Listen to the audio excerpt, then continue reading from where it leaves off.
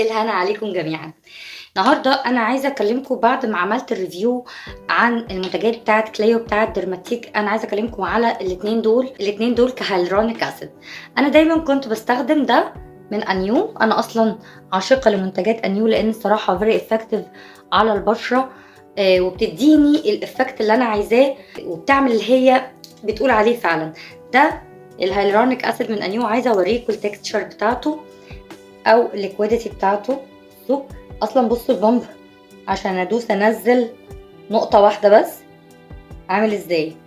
طبعا واضح قد ايه هو تقيل، وهوريكم وانا بحاول اوزعه، وهياخد وقت في ان هو البشره تتشربه على فكره. بصوا كده يبان اكتر. هسيبه شويه كده واوريكم هو البشره بتاخد وقت قد ايه تمتصه، لانه مركز جدا، هو قوي قوي ومركز جدا، وعشان كده انا ما كانش بينفع احطه كل يوم. يعني ممكن كنت احطه مرتين في الاسبوع او حاجه، ممكن احطه بعد الشيفنج كنوع من انواع الترطيب القوي قوي للبشره. بصوا هو لحد دلوقتي لسه البشره ما اتشربتوش وستيكي، الملمس بتاعه ستيكي شويه. ده مش عيوب فيه، ده لانه قوي مركز قوي. يعني فعلا الناس اللي عندها خطوط، الناس اللي عندها الفاين لاينز والسمايل لاينز وبدايه التجاعيد او التجاعيد في اولها، ده فعلا هيبقى فيري افكتيف كمان مع النايت كريم. الهيالورونيك اسيد ده انا بعشقه، يعني ما ببطلش اجيبه، واسعارهم على فكره ما بتبقاش غاليه قوي. هو كده ابتدى يعني ينشف شويه، بس مازال بصوا الملمس بتاعه ستيكي لانه قوي قوي. ما ينفعش يتحط تحت ميك اب، ما ينفعش انزل بيه بالنهار، لان لو نزلت بيه وحطيت فوقيه سان بلوك بيفرول شويه كده، فما بحسش يعني بيبقى التكستشر بتاعه مش لطيف، مش حاساه مزعج بالنسبه لي. فدايما كنت بحطه بالليل وبحط فوقيه النايت كريم. طبعا كان بيديني افكت رائع تاني يوم الصبح. لكن بعد ما جربت ده من ديرماتيك كنت عملت انبوكسنج على انستجرام ووريكم الحاجات اللي انا جبتها، وكمان عامله فيديو قبل الفيديو ده عن كميه الحاجات اللي انا برضو جربتها من كليو ديرماتيك وايه اكرره وايه لا. فده كان بالنسبه لي صراحه يعني مفاجاه ان هو كهالورونيك اسيد. انا جربته في الفيديو اللي فات وجربه لكم برضو هنا.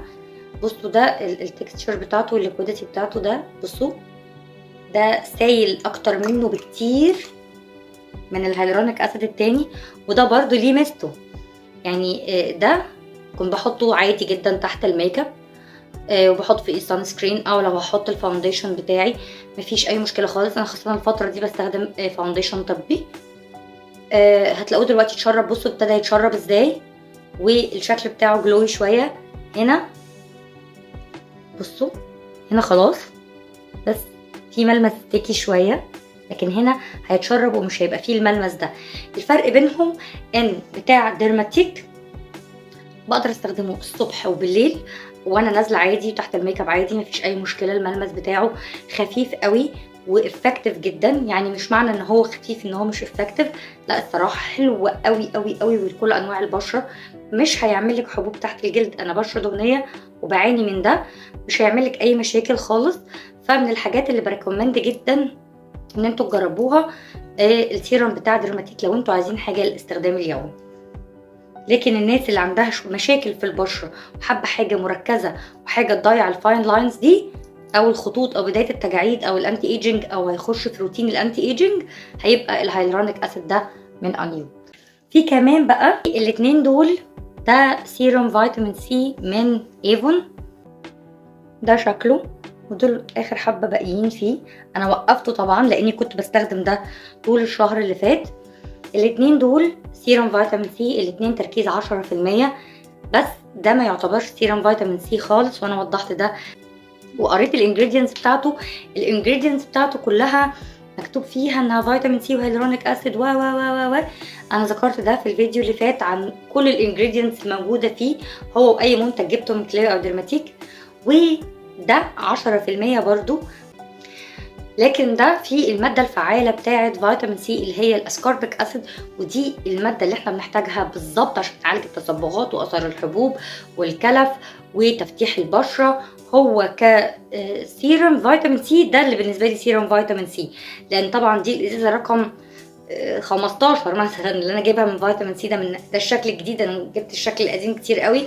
لكن ده بالنسبه لي انا هو عباره عن انه سيرم مرطب للبشره، لا يمت لفيتامين سي باي صله. لو انت محتاجه اي حاجه مرطبه للبشره مش هقولك كمان هاتي ده، لان انا لا يعني سعره اساسا اعلى من سعر ده كفيتامين سي، فانا ما بنصحش بيه خالص خالص. فيتامين سي الوحيد اللي مش عارفه اجرب غيره ولا اجيب غيره هو فيتامين سي ده من انيو. دي كانت مقارنه ما بين التو سيرمز بتوع فيتامين سي والهيالورونيك اسيد. يا رب اكون افدتكم، استناكم في فيديو جديد. باي باي.